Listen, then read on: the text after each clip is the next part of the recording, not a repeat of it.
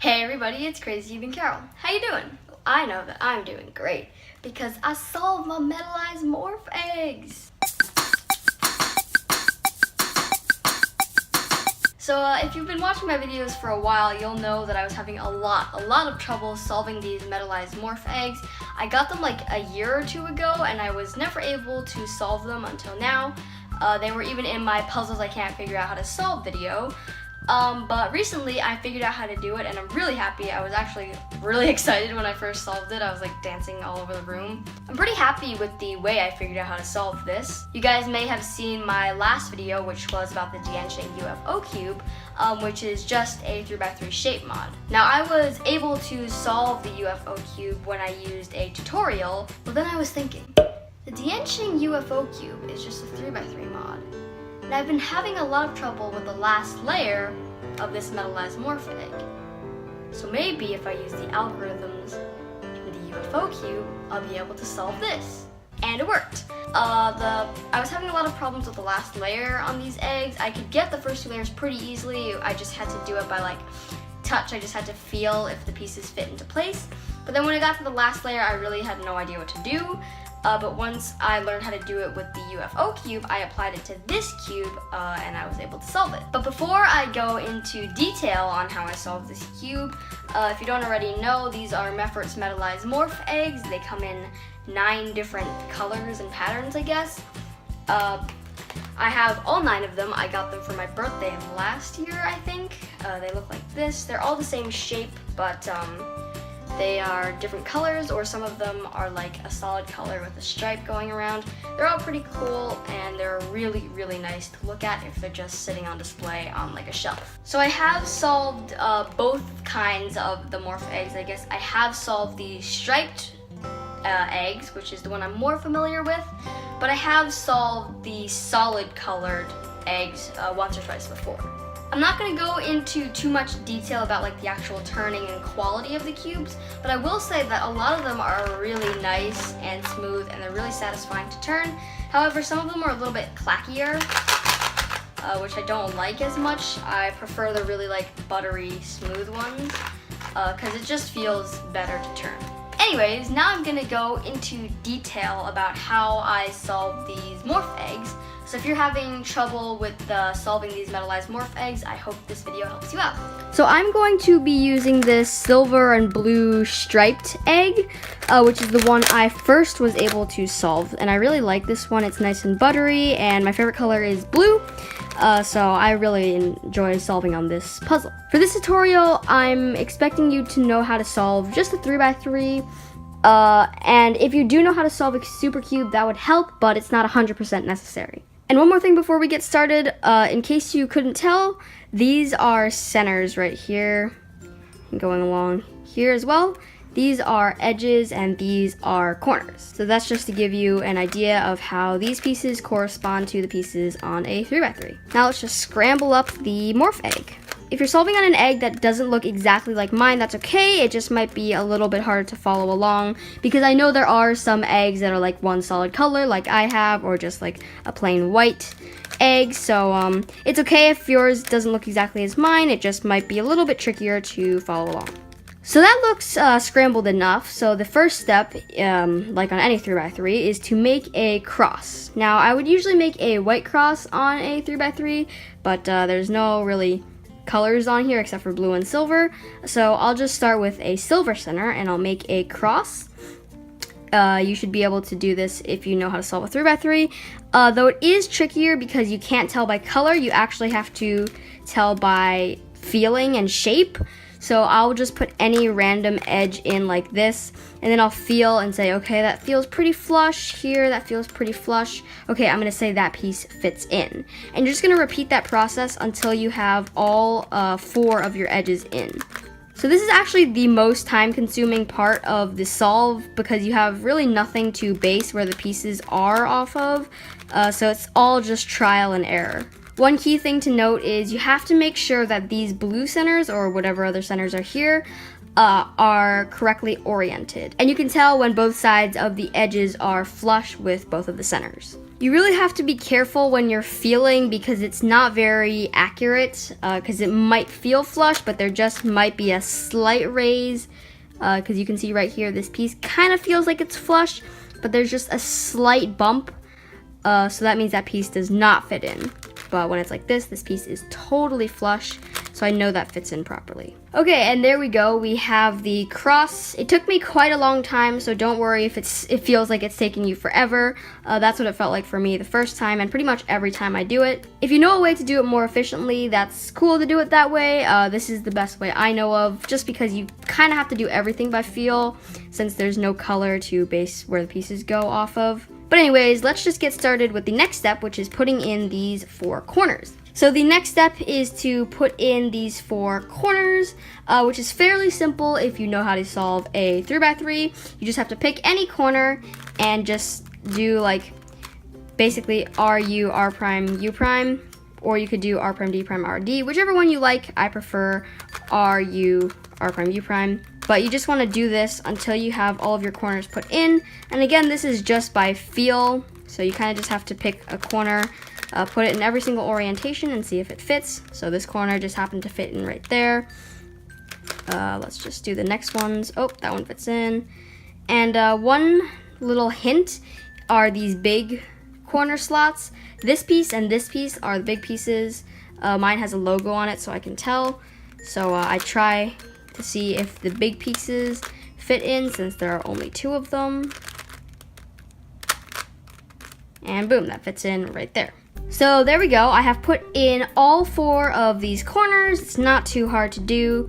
You just have to pick a corner, do the algorithm to put it in, and just cycle it a few times until you get the right piece in. Okay, so now you should have 1 layer done. So now let's move on to putting in these 4 edges. If you have a cube with a stripe on it, it should be really easy to tell which pieces go in here because they'll be a different color. So mine, for example, are blue. But if not, you'll just have to try all of the edges until you have one that fits in. So I just pick 1 edge and then I do the algorithm to put it in, which is U, R, U prime, R prime.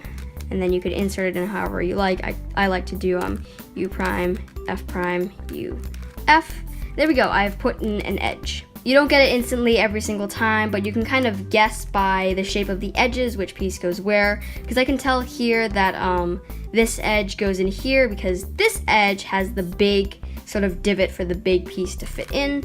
So you kind of just have to use your intuition and just fumble around with the cube until you've got all of these pieces in.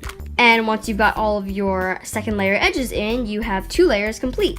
Now it's time to work on the last layer. On a normal 3x3, you would typically get the yellow cross first, but on these morph eggs, you could have a couple different cases. So for the top layer, what you're gonna wanna do is find a piece, an edge more specifically on the top layer, that is correctly put in with one of these blue centers or whatever color centers you have, and then do a soon. So for me, if I do this, I have 2 edges lined up, which is not what I want. I only want 1.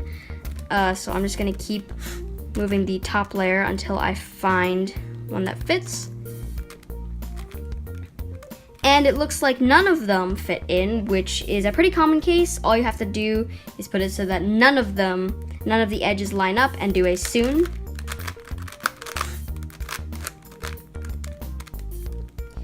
Then check around again, see if you have any edges that line up. I happen to have one right here, so now I'm gonna hold that in front and do another soon.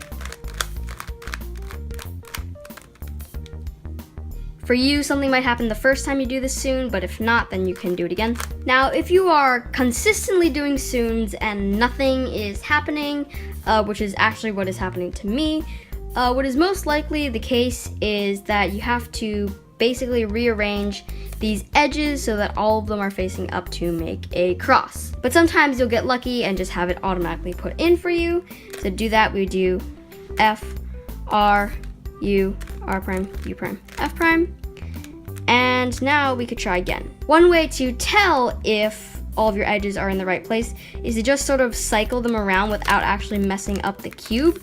So you could just bring a corner down, rotate it, and see if it fits in. So that piece doesn't fit in there, I'll bring it back just to make sure everything is still the same. And I'll do it here, and here. So it turns out that these pieces are still not correctly in a cross position, which means I'll do this algorithm again. Now it seems to me like we have a bar, so let's just check. Yep, that's the case. We have a bar. This should all be familiar to you if you know how to solve a normal 3x3. Okay, so now that I have all of my pieces up in the right place, it's time to actually move them around so that they are fitting properly with the centerpiece. So now find a piece like we did before that fits in the front with one of these blue pieces. For me, I think it's gonna be this one, and then we do assume. And there we go. Now we have this cross completed. Now you might have a case where you have all of the edges correctly in place and you can feel it just by touching right here, but your center isn't correct.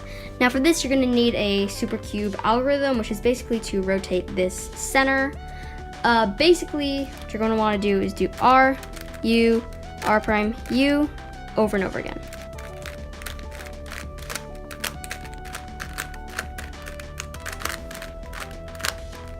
And there we go, we have fixed that center. So now it's time to do these corners. So you may have a couple cases again here.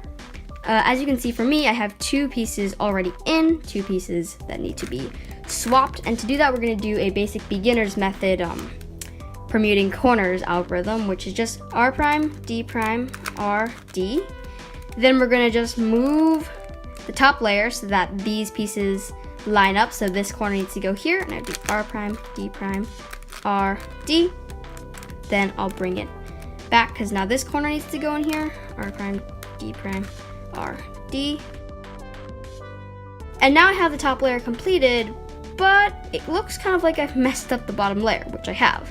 And this is sort of like the parity case, which is something I saw on the UFO cube. And to do that, we have to basically orient this corner because this corner has no proper orientation, so you can cycle it as many times as you can and it will always fit into place. So now we can just continuously cycle this big corner until all of the bottom layer has basically fixed itself. So I've been doing R prime, D prime, R, D a couple of times, and it doesn't seem like that it is correctly solving the bottom layer, which is another case. A really annoying one, but there is a way to fix it. Basically, what I want to do is put in this corner here, just like we would do it before. And there we go. Now we're basically just gonna have to put the edges back in. Then we have the bottom 2 layers completed, and then you have to just repeat the steps over again. The same case applies if you just have one corner that needs to be oriented. I would do my R prime, D prime, R, D algorithm. Then it goes in like that. Then I have to keep rotating this big piece around until the bottom layer has fixed itself. And then bam, I have solved the morph egg. Now in that solve I just did, I basically got every single bad case.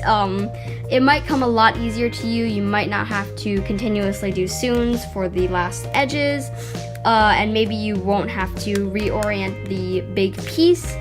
But that's basically the idea on how to solve the metallized morph egg. That is the solution I use. And if things don't work out, I sort of just fumble around until I get it. If you are having any trouble with solving this, because it is kind of complicated to explain, just let me know in the comment section down below what you're having trouble with, and I will do my best to help you guys out. But anyways, I really hope you guys enjoyed this video. If you did, make sure to like and subscribe. I'll see you guys next time. I'm Crazy Cube and Carol. Bye!